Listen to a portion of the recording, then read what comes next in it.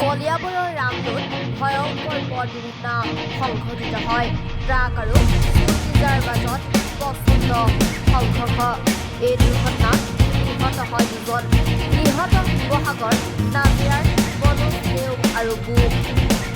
শিৱসাগৰ নাজিৰাৰ সূৰ্যপৰিণীতাৰ প্ৰাথমিকৰ পৰা তেজপুৰলৈ গৈ থকা অৱস্থাতে জখলাবন্তি থানাৰ ৰাংগত সংঘটিত হয় এই শোকাবহ পথ দুৰ্ঘটনাটো।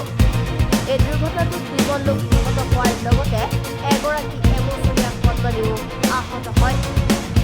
আহত প্ৰণশ্ৰী নেওগ, সুস্মিতা নেওগ আৰু কন্যানী পৰি নেওগ। দুৰ্ঘটনাগ্ৰস্ত ট্ৰাকখনৰ নম্বৰ হৈছে AS01CC1147। আনহাতে স্কুটিজাৰ বাহনখনৰ নম্বৰ হৈছে AS03H5122। সম্প্ৰতি আহত